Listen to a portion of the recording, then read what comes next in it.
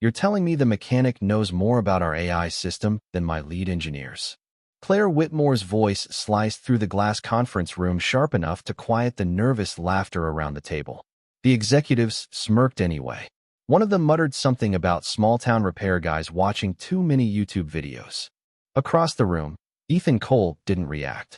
He stood beside the dismantled prototype dashboard with grease still darkening the lines of his hands, his faded denim jacket zipped halfway against the cold air conditioning that never seemed to stop humming inside Whitmore Motors headquarters.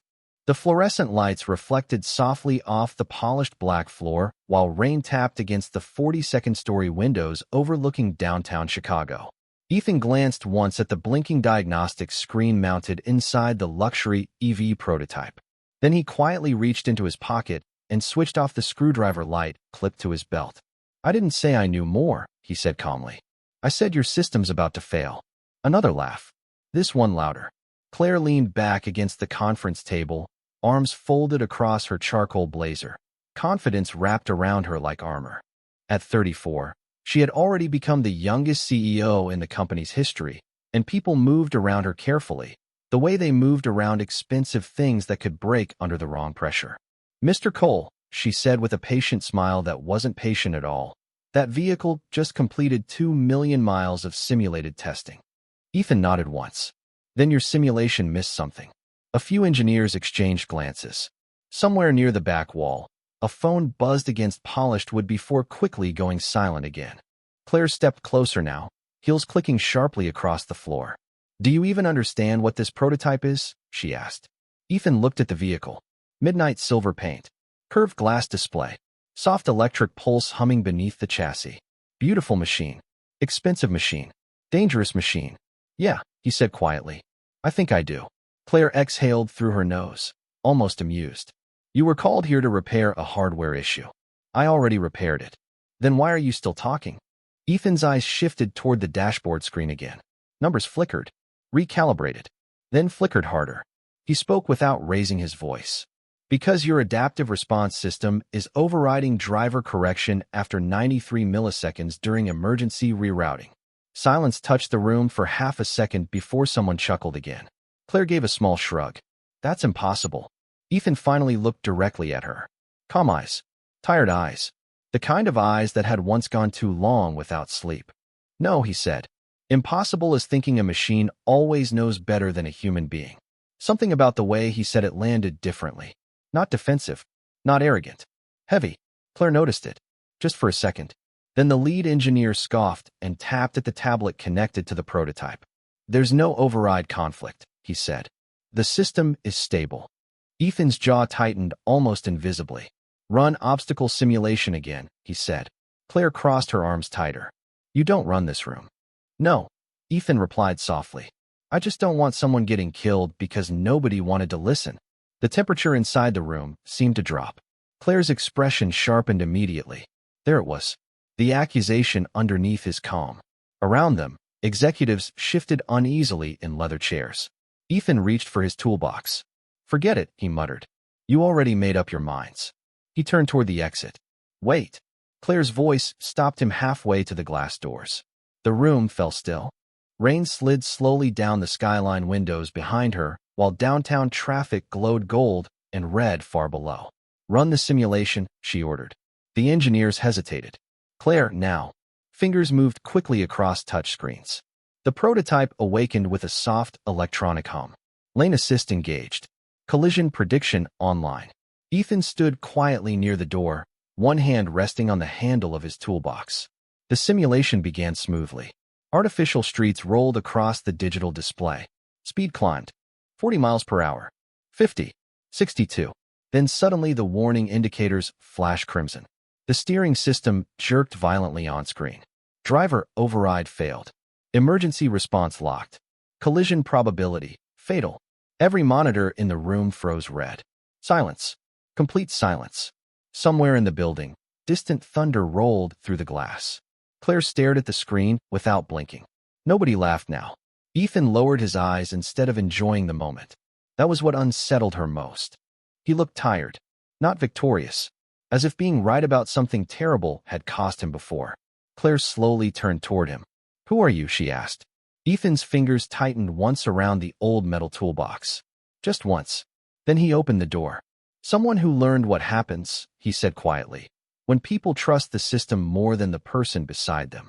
And before anyone could stop him, he walked out into the long fluorescent hallway, leaving the entire room staring at the frozen words still glowing crimson across the screen.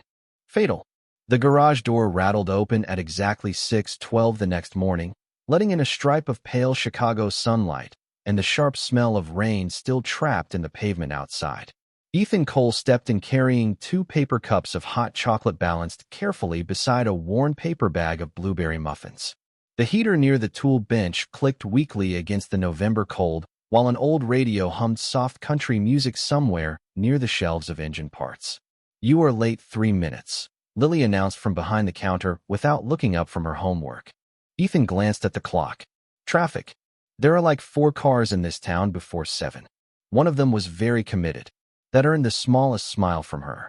Ethan slid the hot chocolate beside her notebook and hung his denim jacket on the wall hook near the service bay.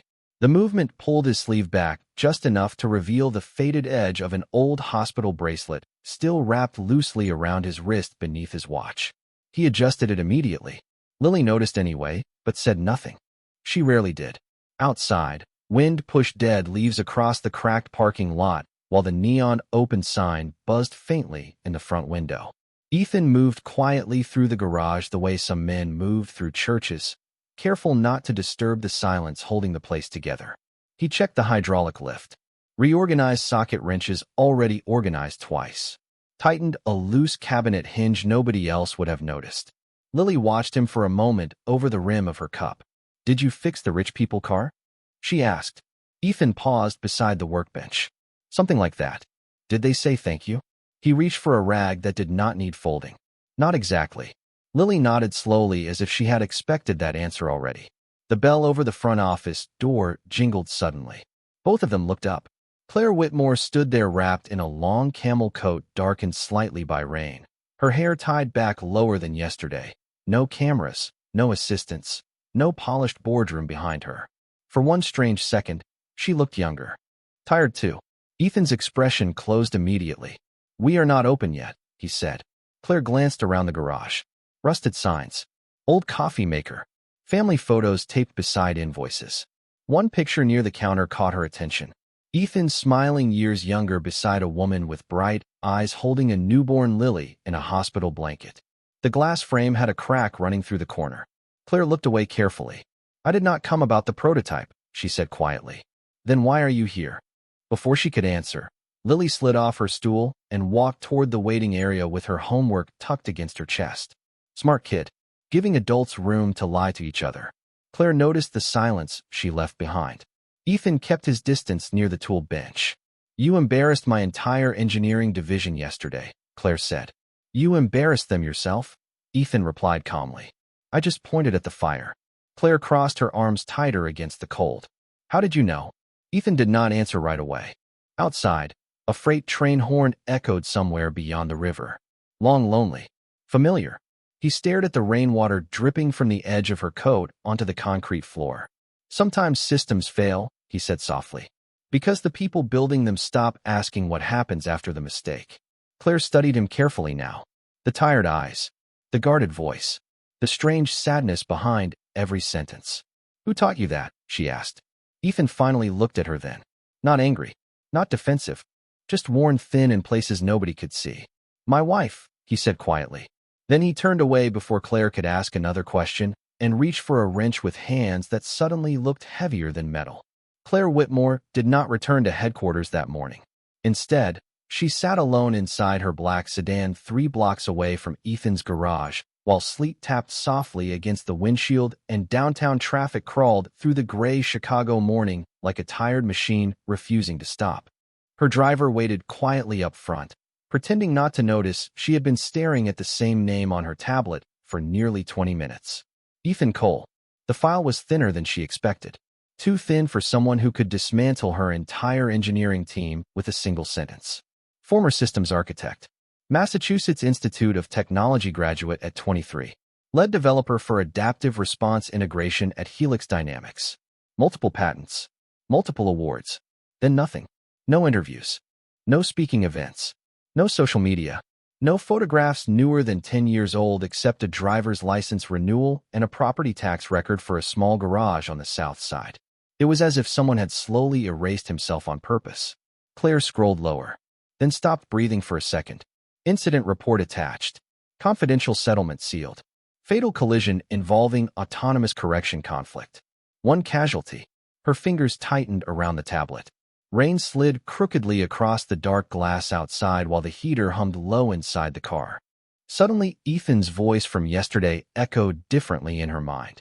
Impossible as thinking a machine always knows better than a human being. Claire closed the file quickly. Too quickly. Like touching something private she had not earned the right to see. Upstairs inside Whitmore Motors headquarters, the boardroom was already in chaos by noon. Executives talked over each other while stock projections flashed red across the massive presentation screens.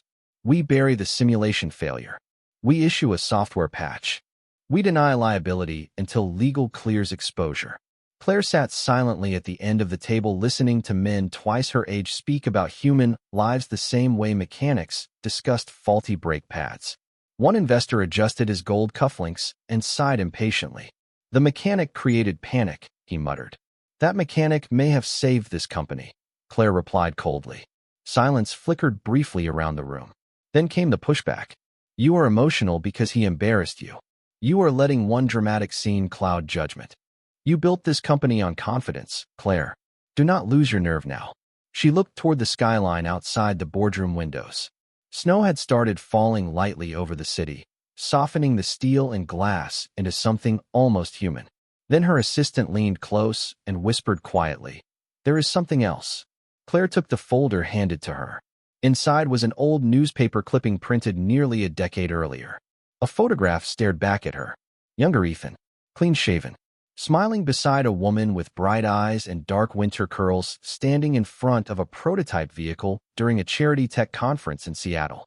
The headline beneath the photo read, "Rising automotive genius Ethan Cole predicts safer future through human-centered artificial intelligence." Claire's chest tightened unexpectedly. Human-centered, not profit-centered, not efficiency-centered, human-centered. Her eyes drifted lower until she saw the handwritten note scanned beside the article from some archived interview years ago. Technology should never replace care. It should protect it. Claire stared at the sentence for a long moment while voices around the boardroom kept arguing louder and louder. Somewhere beneath all the corporate noise and polished ambition, she suddenly saw it clearly. Ethan had not walked away from success because he failed. He walked away because something inside him broke afterward. And for the first time in years, Claire Whitmore found herself wondering whether the smartest person she had ever met was also the saddest. By Friday evening, the first snow of the season had started falling across Chicago in soft, uneven spirals, turning the streets silver beneath the orange glow of traffic lights and storefront signs. Claire Whitmore stood outside Ethan's garage with her hands buried deep inside her coat pockets while cold wind slipped through the alleyways between brick buildings.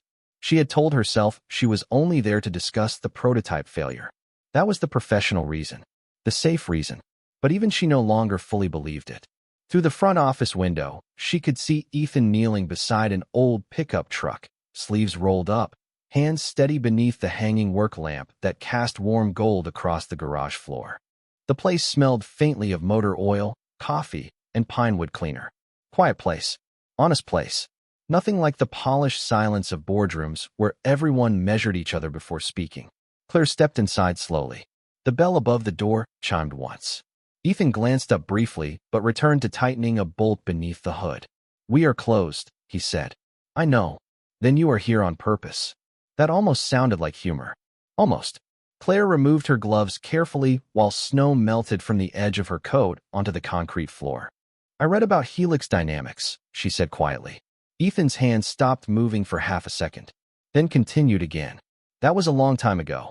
You built systems years ahead of everyone else. And now I fix transmissions for people who miss oil changes." Claire studied him beneath the low-hanging lights.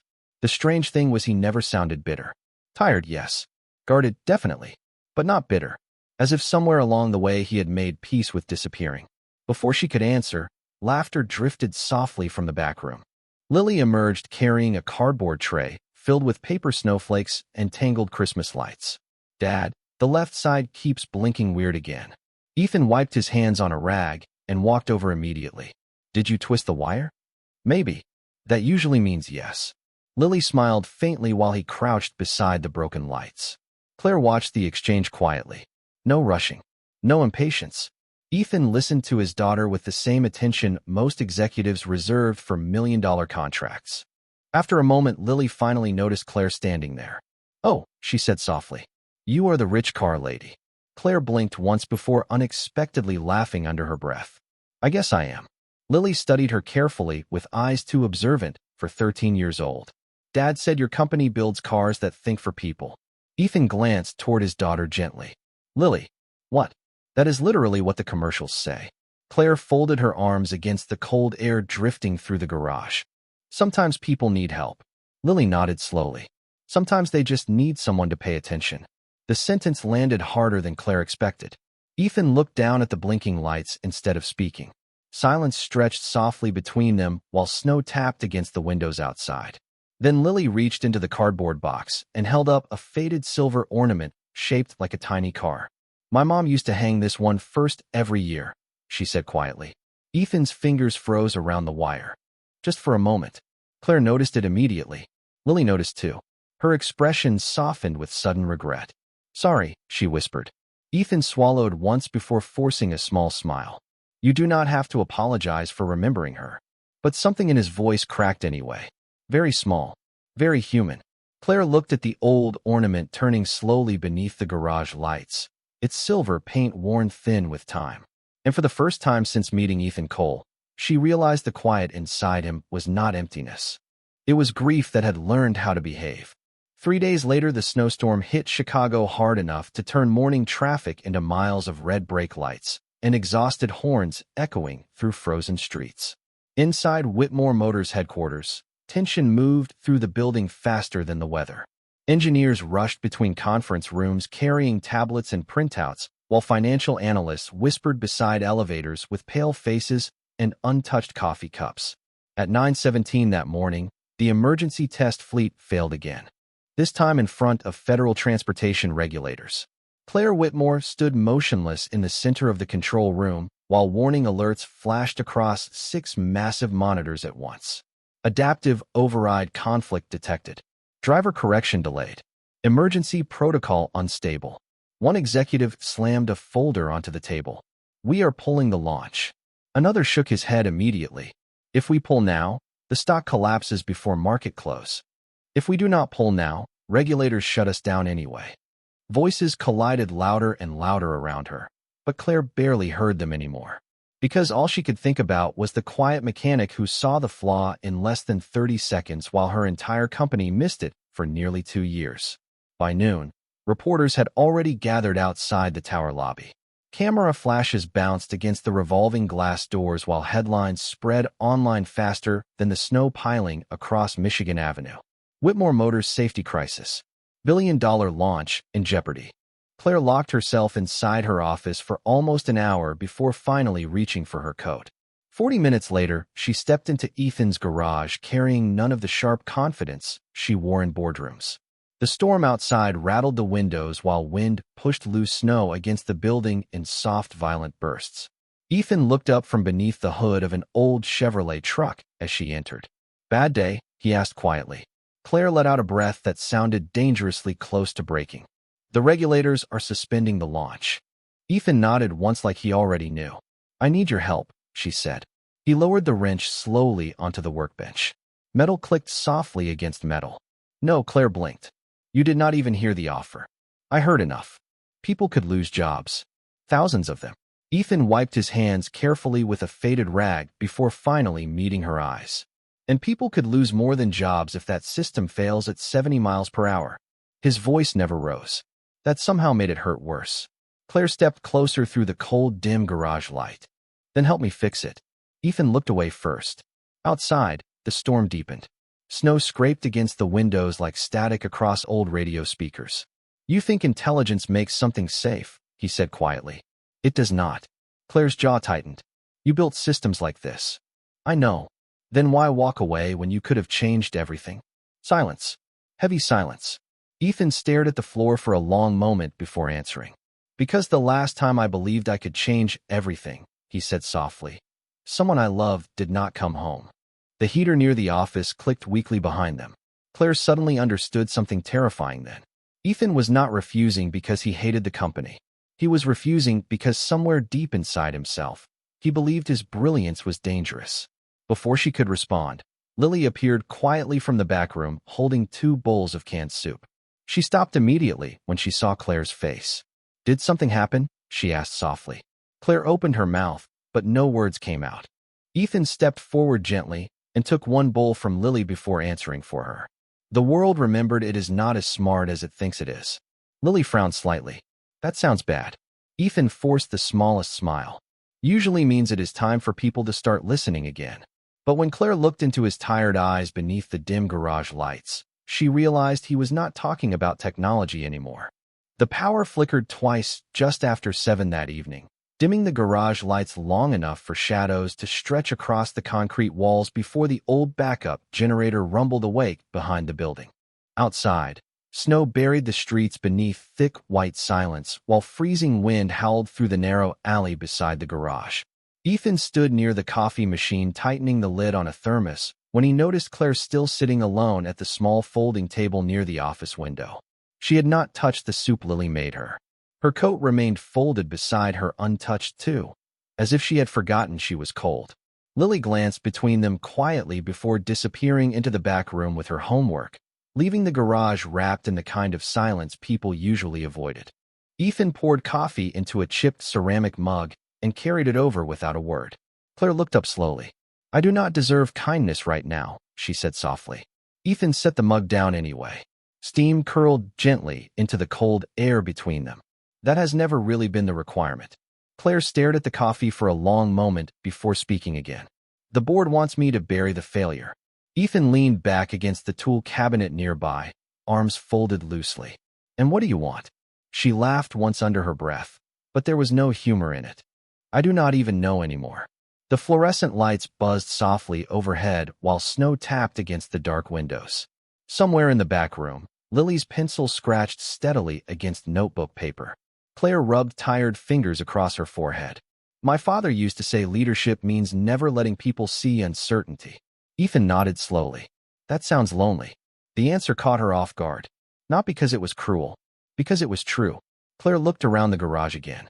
The mismatched chairs, the old family photos, the shelf lined with carefully labeled tools polished from years of use. Nothing expensive, nothing impressive by corporate standards.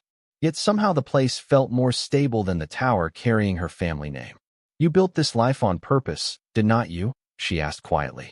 Ethan glanced toward the back room, where Lily sat studying beneath a hanging lamp. His expression softened almost invisibly. I built the part that mattered. Claire lowered her eyes. I do not think I know how to do that. Silence settled gently between them again. Then Ethan crossed the garage toward an old storage cabinet near the wall and opened the top drawer. Inside sat stacks of notebooks filled with handwritten equations, sketches, and system diagrams. Claire froze. You still work on it? Ethan rested one hand against the cabinet drawer without looking at her. Sometimes my brain does not know how to stop. Then why hide this? His jaw tightened faintly. Because ideas sound harmless until somebody trusts them. Claire stood slowly now, staring at pages filled with designs years ahead of anything Whitmore Motors had developed. Human-centered response mapping, ethical override safeguards, emotional pattern adaptation. Her breath caught softly. These systems could change the industry. Ethan closed the drawer immediately. That is what people said last time too. Claire looked at him carefully then. Not the genius. Not the mechanic. Just the man carrying invisible weight like it belonged to him alone. Ethan, she said quietly, what happened to your wife was not the same thing as wanting to help people. For the first time since she met him, something sharp flashed behind his tired eyes. Pain. Fast and unguarded. You do not know that, he said softly. The room fell still. Even the storm outside seemed quieter for a moment. Then Lily's voice drifted gently from the back room, without her realizing they could hear. Dad still listens to Mom's voicemail every night. Ethan closed his eyes briefly. Claire looked at him in silence while snowlight reflected pale silver across the garage windows. And suddenly she understood something heartbreaking. Ethan Cole had not spent years hiding from the world. He had spent years punishing himself for surviving it. The storm finally broke sometime after midnight, leaving the city wrapped in a strange quiet that only comes after heavy snow.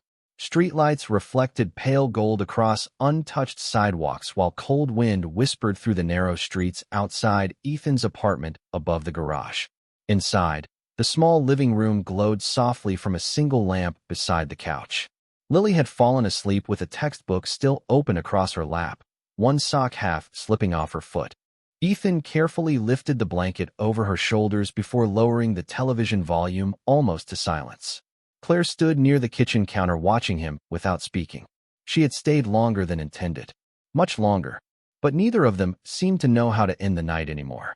The old refrigerator hummed softly beside them while steam drifted upward from two untouched cups of tea. Ethan stared out the frosted window for a long moment before speaking. "You should probably head home before the roads freeze again." Claire leaned lightly against the counter. "You say that like you are hoping I leave." Ethan gave a tired half-smile. "I say that because rich people usually panic when they realize how bad my couch probably is. I grew up with a father who thought affection was a performance review." Claire replied quietly. "Trust me, I have survived worse things than an old couch." That earned the faintest laugh from him. Brief. Real. Gone too quickly. Then silence returned again. But this silence felt different now. Softer somehow. Less guarded. Claire looked toward the hallway where Lily slept beneath the warm light spilling from the lamp. "She watches you constantly," Claire said. Ethan nodded once. "Kids do that." "No," Claire whispered. "She watches you like she is making sure you stay." The words settled heavily between them. Ethan lowered his eyes immediately. Outside, snow slid quietly from the roof in soft frozen sheets. Claire stepped closer now, her voice gentler than he had ever heard it. "What happened that night?" Ethan did not answer right away. He stood perfectly still beside the window with one hand resting against the chipped wooden frame. The city lights reflected faintly across the glass beside his tired face. "We argued before she left," he said at last. "About work." Claire remained silent. Ethan swallowed once. "The system was not finished yet. I knew that." His voice stayed calm, but the calm sounded practiced now. "Learned. But investors wanted deadlines. My team wanted approval. And he stopped briefly. She believed in me more than I deserved." Claire watched his reflection in the dark window. Was she driving the prototype? Ethan nodded slowly. Rainy night outside Seattle. Driver assist activated. A sensor conflict triggered too late. His jaw tightened hard enough for silence to crack around it. "I built the decision tree myself." Claire's chest tightened painfully. Ethan finally turned toward her then, eyes heavy with years he never talked about. "Everybody said it was an accident. The investigation cleared the system legally." He laughed once under his breath. "Empty sound. Funny thing about surviving something people forgive you for." Claire looked at him carefully. "Did she blame you?" Ethan's eyes dropped toward the sleeping shape of Lily curled beneath the blanket. "No," he whispered. "That is what destroyed me." The room fell completely still. Even the heater stopped humming for a moment. Claire felt something shift inside her then. Not attraction. Not curiosity. Something deeper. Recognition, maybe. Because for the first time in her life, she saw a man who was not trying to protect his ego. He was trying to protect everyone else from his pain. Ethan rubbed tired hands across his face before quietly reaching into his pocket. He pulled out an old cracked phone and stared at it for a second too long. "Every night," he admitted softly. "I listened to her last voicemail just to hear somebody talk to me like I am still worth trusting." Claire's eyes filled before she could stop them. And in the fragile silence of that snow-covered apartment above the garage, neither of them realized that something had already begun healing.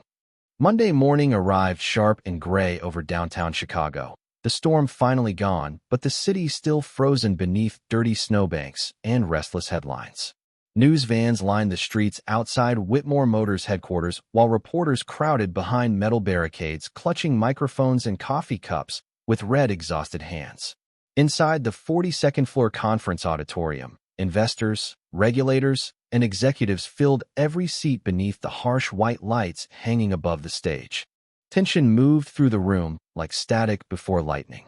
Claire Whitmore stood near the podium, staring down at pages of prepared statements she no longer intended to read.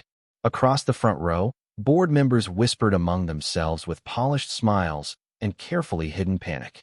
One of them leaned toward her quietly. "Do not improvise today." Another adjusted his tie. "We reassure them. Nothing more." Claire looked toward the massive projection screen behind the stage where the frozen image of the failed prototype still glowed faintly blue. For the first time in years, she realized everyone around her was terrified of the same thing. Not failure. Truth. The room lights dimmed slightly as cameras powered on across the auditorium. Then suddenly the rear doors opened. Ethan Cole stepped inside wearing his faded dark jacket and carrying the same old metal toolbox from the garage. Conversation stopped almost instantly. Executives exchanged confused looks while several reporters hurriedly whispered his name to each other. Claire's breath caught softly. Ethan had not answered her calls all weekend. She thought he was gone. Ethan moved calmly down the aisle beneath hundreds of watching eyes without rushing, without hesitation, like a man finally too tired to keep hiding from himself. One investor near the stage laughed under his breath. "This is your solution?" he muttered loudly enough for nearby microphones to catch it. "A mechanic?" A few uneasy chuckles followed. Ethan did not react. Claire did. "Enough," she said sharply. The room quieted immediately. But Ethan gently shook his head once as he reached the front of the stage. Let them laugh. He had heard worse things from himself already. Claire stepped toward him quietly.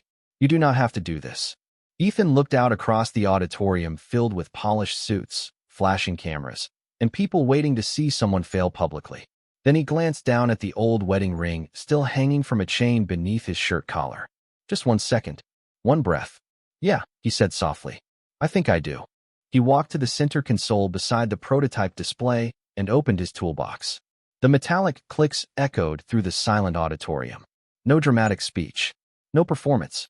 Just steady hands moving carefully beneath the dashboard while the giant projection screen mirrored every adjustment above the crowd. Ethan rewrote live response parameters line by line directly into the system architecture while engineers watched in stunned silence. Ethical override recognition. Human priority restoration. Delayed correction cancellation. Safety before efficiency. Safety before profit. Nobody interrupted him now. Nobody laughed anymore. Claire watched from the edge of the stage as years of grief, guilt, and brilliance moved quietly through his hands together. Then Ethan finally straightened and looked toward the regulators seated in the front row. "Run the simulation," he said calmly. The room held its breath. The system activated. Speed climbed across the display. 40 miles per hour. 55. 70. Sudden obstacle detected. This time the steering wheel responded instantly to human correction.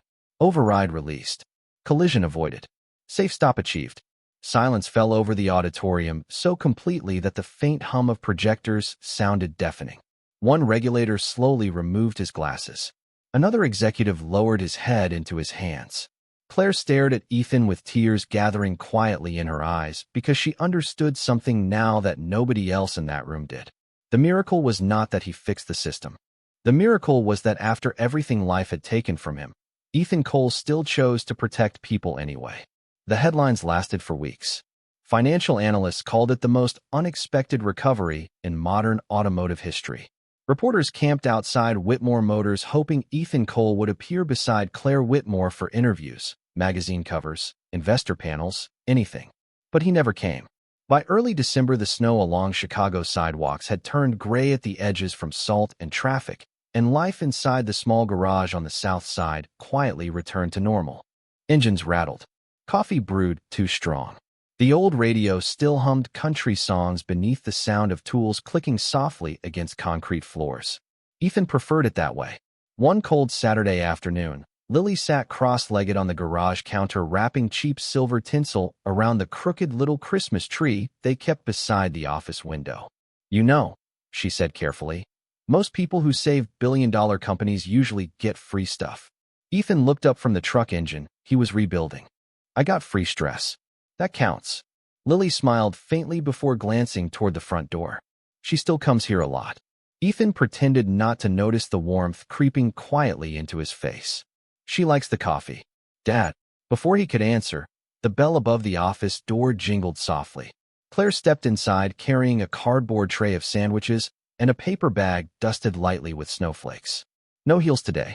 No expensive coat either. Just jeans, boots, and tired eyes finally learning how to rest. I brought lunch, she said. Lily grinned immediately. See? Told you. Claire laughed softly while Ethan shook his head under his breath. But the sound of their laughter lingered warmly through the garage, like something healing. Later that evening, after Lily left for a school choir rehearsal, Claire found Ethan alone behind the building standing beneath the pale winter sky, with his hands tucked inside his jacket pockets. Snow drifted softly through the alley while distant city lights flickered gold against the frozen river. Ethan stared quietly toward the horizon. You disappeared after the conference, Claire said gently. I went back to work. You saved the company. Ethan shrugged once. I fixed a mistake. Claire stepped beside him. You did more than that. He smiled faintly, but said nothing. The cold air curled around them in soft white breath. Then Claire reached carefully into her coat pocket and held out something small wrapped in tissue paper. Ethan unfolded it slowly. Inside rested a new silver ornament shaped like a tiny car, nearly identical to the worn one Lily showed her weeks earlier. Ethan stared at it for a long moment without speaking. I found it in a little shop near Michigan Avenue, Claire said softly. I thought maybe your tree deserved one that was not broken. Ethan's throat tightened visibly. He looked down at the ornament reflecting winter light between his rough hands. Claire, you do not have to keep punishing yourself forever, she whispered. Silence settled between them again. But this silence no longer felt lonely. Ethan looked toward the snowy skyline before finally speaking in the quietest voice she had ever heard from him. Some days I still wake up thinking if I had done one thing differently. Claire gently took his hand before he could finish. Warm fingers against cold winter skin. Steady. Real. And some days, she said softly, people survive because you did. Ethan closed his eyes briefly then. Not like a man hiding from pain anymore. Like a man finally allowing himself to rest beside someone who saw all the broken parts and stayed anyway. Above them, snow continued falling over the sleeping city while the garage lights glowed warmly behind the frosted windows. And for the first time in many years, Ethan Cole no longer looked like someone carrying grief alone.